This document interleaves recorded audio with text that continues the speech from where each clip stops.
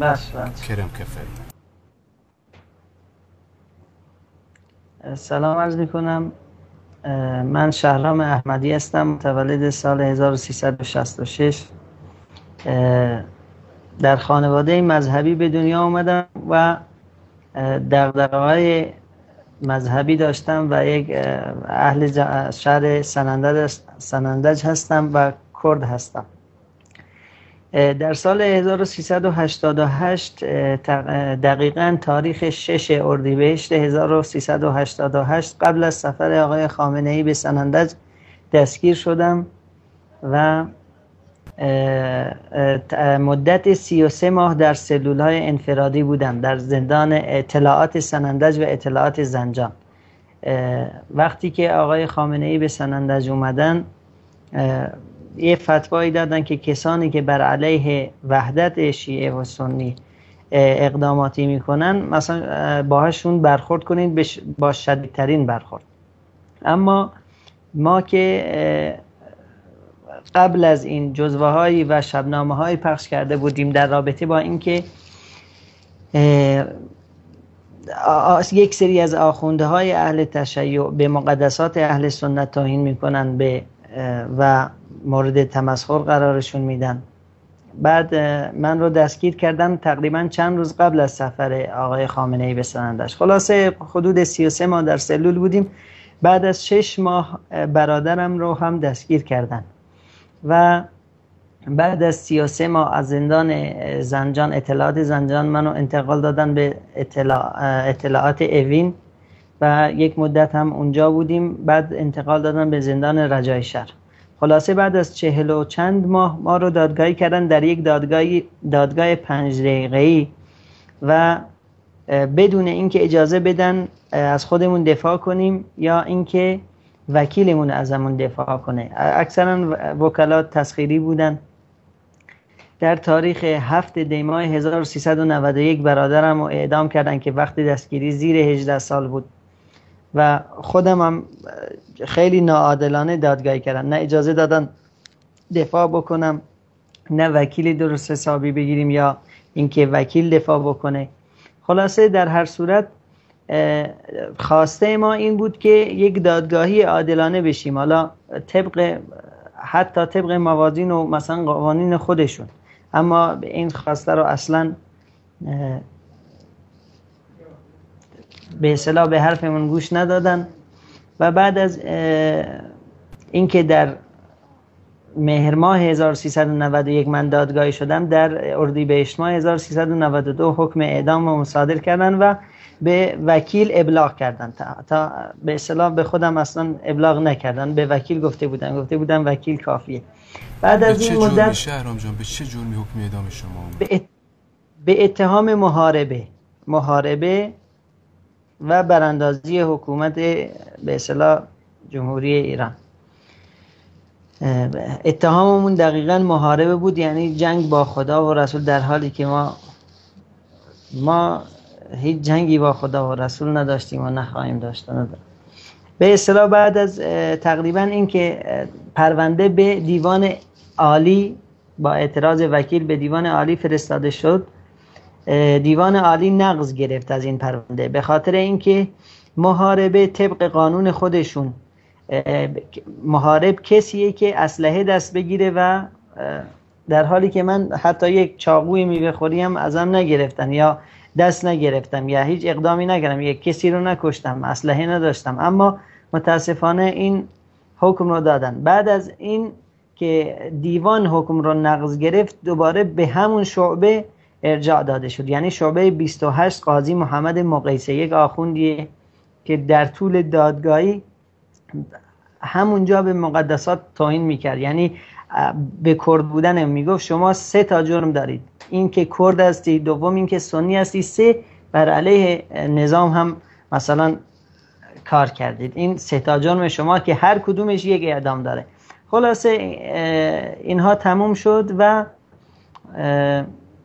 حکم به دیوان عالی فرستاده شد. دیوان عالی نقض گرفت و دوباره به قاضی مقیسه یعنی حکم رو به پیش ایشون فرستادن.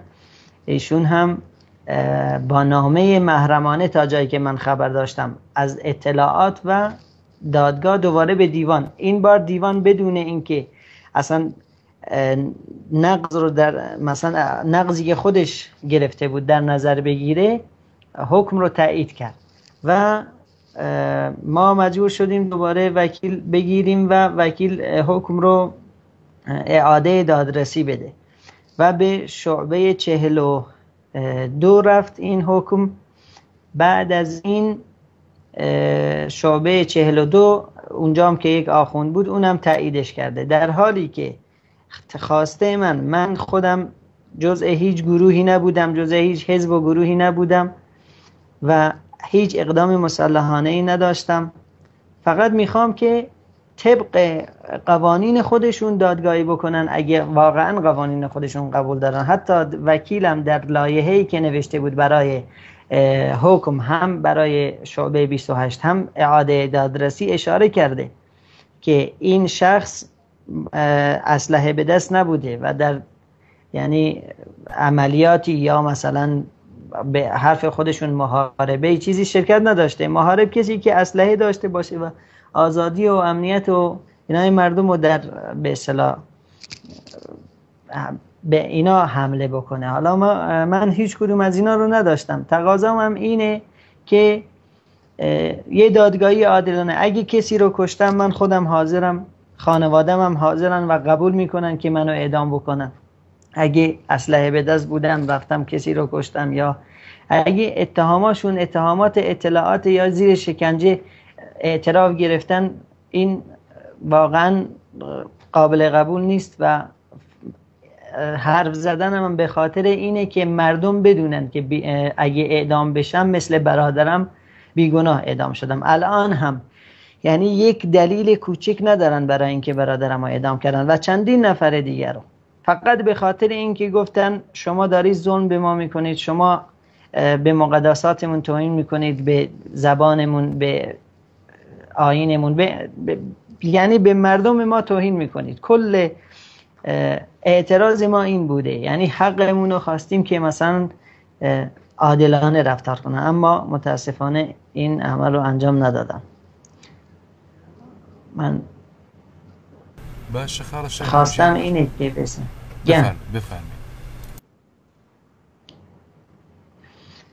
خواستم اینه که کسایی که به اصطلاح دغدغه حقوق بشر رو دارن مثلا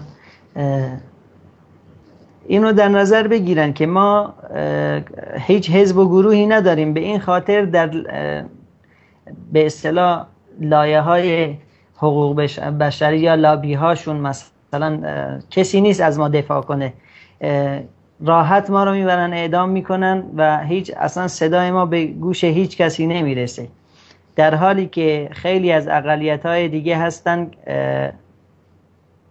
چون لابی دارن و کسایی رو دارن که خارج از کشور صداشون رو به مجامع بین المللی برسونه، کارشون راحت‌تر درست میشه و با احکام مثلا حکم‌های کوچکتر و استفاده از مرخصی و عفو مشروط و آزادی مشروط اینا استفاده می‌کنن. ولی ما با کوچکترین اتهامی حکم اعدام بهمون میدن و هیچ امکاناتی هم بهمون. حتی در قانون خود ایران حکم محاربه چهار حکم داره. یکیش اینه که نفی بلد کنن، یکیش اینه که اعدام کنن، یکیش اینه که زندان کنن، در حالی که مثلا کسایی مثل ما هم نفی بلدمون کردن، تبعید کردن از سنندج به تهران، هم زندانمون کردن. الان من 8 سال زندانم، 8 سال شمردنش هم حقیقتا سخته. 33 ماهشو در سلول انفرادی بودم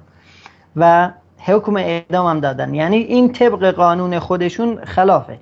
در ضمن ما طبق قانون قدیم دادگاهی شدیم که این ماده 186 لغو شده و طبق قانون جدید که این قانون قدیمشون لغو شده ما رو باید آزاد بکنن. یعنی کسانی که طبق قانون قدیم محاربه گرفتن قانونن، یعنی شما میتونید از چند تا وکیل بپرسید، من از چند تا وکیل پرسیدم، از جمله آیه دکتر سیفزاده، آیه سلطانی، چند نفر دیگه که توی زندان باهاشون بودم پرسیدم، گفتن قانونن باید کسانی که طبق ماده 186 و 183 و 84 اینا قدیم دادگاهی شدن قانونا باید آزاد بشن.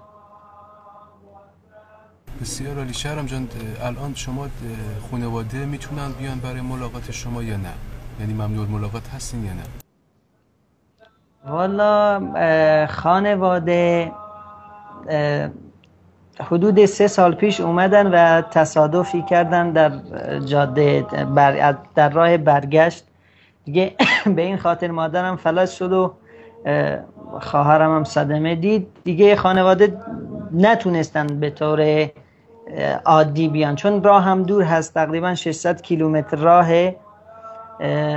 به این خاطر خانواده درست حسابی نمیتونن بیان. الان من 3 سال نتونستم با خانوادم ملاقات کنم، یعنی 3 سال مادرم رو ندیدم. چندین بارم درخواست دادم که تحت الحفظ منو ببرن، مثلا بتونم خانواده‌مو ببینم. پدرم 80 و چند سالشه، مادرم 80 سالشه، نمیتونن بیان چون الان فلج هم شده، اصلا نمیتونن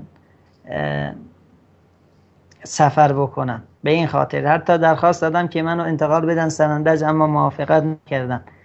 به این خاطر خانوادم تقریبا نمیتونن بیان ملاقاتم. چندین سال الان حتی یعنی در دفاتر زندان خودش ثبت میشه ملاقاتی زندان ها. من 3 ساله از بعد از اون تصادف دیگه خانوادم رو ندیدم. الان شما تو کدوم بند زندان رجایی شهر هست؟ خود برخوردایی که تو زندان باهاتون میشه چطور بود تو این مدت؟ حالا زندان تقریبا میشه گفت زندان رجایی شهر زیاد با ما کاری نداره. اینجا یعنی من اینجا میتونیم چون داخل یه بندی هستیم امکاناتی هیچی نداره، اما اینجا میتونیم شعائر مذهبی خودمون رو به اصطلاح میتونیم اذان بگیم که در بقیه جاها مثلا حتی تو اطلاعات نمیتونستیم. مثلا اینجا مثلا میتونیم یعنی شعائر مذهبی خودمون رو انجام بدیم، اما امکانات هیچ امکانی نداره. اینجا بند 4 زندان رجایی شهر سالن 10 تقریبا 40 نفر هستن که 30 و چند نفرشون اعدامی هستن، یعنی حکم اعدام گرفتن. خیلی تهدیدشون کردن که مصاحبه نکنن. من برادرم اعدام کردن دیگه، چیزی رو برای از دست دادن ندارم. حقیقتا هم بیگناه هستم، دلم نمیخواد یعنی بدون اینکه مردم بدونن که بیگناه هم اعدام بشم. هر دلیلی، هر مدرکی، هر الا اعتراف اجباری نباشه که توی اطلاعات که مثلا هر چی دیکته کردن یا کاغذ سفید ازمون گرفتن یا مثلا زیر فشار فیلم برداری کردن، والله هر مدرکی در دادگاه، حتی دادگاه هم فیلم برداری کردن برای بازجو هم اونجا بود. من اونجا گفتم که من هیچ اقدامی نکردم، هیچ عملیاتی نداشتم، هیچ مسلح نبودم، اصلا اسلحه نداشتم، اسلحه به دست نبودم. کار من به اصطلاح فرنگی بوده، حالا پخش جزوه سی دی یا سخنرانی در جای. شما چرا محاربه دادید؟ این برای خودشون میگفتن که محاربه فقط اسلحه به دست گرفتن نیست. محاربه یعنی این که شما پا بشید بر علیه حکومت اسلامی حرف بزنید، این خودش محاربه است و میشه با همین میشه اعدام کرد. مثلا همین کافی نیست که اسلحه باشه، بعضی وقتا زبان از اسلحه بدتره. یعنی برای خودشون توجیه میکردن. آقای احمدی، من 2 تا سوال کوچیک دارم. یکیش که الان آخرین وضعیت پروندهتون چی شد؟ یعنی دوباره اعدامتون تایید شد؟ یکی هم اون 33 ماهی که تو انفرادی بودید، حالا خود انفرادی که خودش به نوعی شکنجه است، ولی شکنجه های دیگه به چه گونه‌ای بود؟ شکنجه فیزیکی هم شدید یا نه؟ الان حکم من بعد از اینکه اعاده دادرسی رد شد، الان اجرای احکام اوینه، شعبه 1 به اصطلاح شهید مقدس، و قاضی اجرای احکام هم آقای نصیری پوره که چند روز پیش اومدن اینجا، گفتن اگه وکیل دلیل جدیدی داشته باشه میتونه دوباره اعاده دادرسی بده. حالا ولی الان در حال حاضر پرونده من اجرای احکام زندان اوینه. بعد اینکه این 33 ماه حقیقتا سخت‌ترین، یعنی خود انفرادی خودش سخته، اما سخت‌ترین یعنی شکنجه‌ای که اونجا شده، شکنجه‌های فیزیکی مثلا شوکر برقی بوده یا سیلی، مشتی، شلاقی، اینا زیاد مهم نبوده. سخت‌ترین شکنجه تهدید خانواده بود که یکیش رو عملی کردن، مثلا برادرم رو دستگیر کردن و تهدید میکردن که اعضای دیگه خانواده‌ام رو دستگیر میکنن. این برای من یعنی تو اون 33 ماه سخت‌ترین شکنجه بود، حقیقتا سخت‌ترین شکنجه‌ای بوده. ولی به اصطلاح شکنجه‌های جسمی از سلول انفرادی خودش سخته. بعضی وقتا تابستونا بخاری رو روشن میکردن، بعضی وقتا زمستونا کولر رو روشن میکردن، یعنی همه اینا سخت بود. منم که اونجا مریض شده بودم خیلی اذیت میشدم حقیقتا. بعد یعنی هیچ امکاناتی نداشت دیگه. سلول انفرادی یه اتاق بدون دستشویی که این خودش یکی از شکنجه ها بود. مثلا اگه برای وضو یا مثلا کار دستشویی داشتی نمیتونستی بری، یعنی واقعا شکنجت میکردن. یکی دیگه از سخت‌ترین شکنجه های اونجا 33 ماه چراغ بالای سر من روشن بود. یعنی وقتی که به زندان اومدم و میتونستم چراغ رو خاموش کنم، یعنی نیم ساعت بیشتر چشمم آب ازش می اومد، یعنی چشمم سوزش شدید داشت. 33 ماه اتاق من به اصطلاح یه لامپ زرد کوچیک بالا سرم روشن بود. یکی از سخت‌ترین چیزایی بوده که به راستی در طول اون 33 ماه کشیدم. راستی سخت خواهش. خب کاکا جان خیلی ممنون، مرسی. ما با آقا تاکشپول اینا پخش نمی کنیم ولی نگه می داریم یه موقع اگه چیزی بود موضوعی خواستید اون ممنونم. بعدم یه گزارش با آقای تغییر رحمانی و مازیار شکوری هم در مورد مصاحبه گرفتیم، یه گزارش روزهای دیگه پخش میکنیم. ممنونم، دستتون در نکنه، لطف کردید. حقیقتا یعنی اینجا خیلی اذیت میکنن اما متاسفانه کسی صدای ما رو نمیشنوه. تنها کسی هم که اینجا یعنی دلشو به دریا زده، حتی چند بار انفرادی بردن منو به خاطر مصاحبه کردن، 40 و چند روز مثلا انتقالم دادن انفرادی دوباره بعد از 2 سال زندان. بعد از اون دوباره بردن 356 7 ماه اونجا بودم، دوباره انتقال دادن. یعنی خیلی هزینه هم دادم سر این مصاحبه کردن، فقط به خاطر اینکه صدای مظلومیتمون به همه برسه. حالا دیگه ببینیم هرچی قسمت.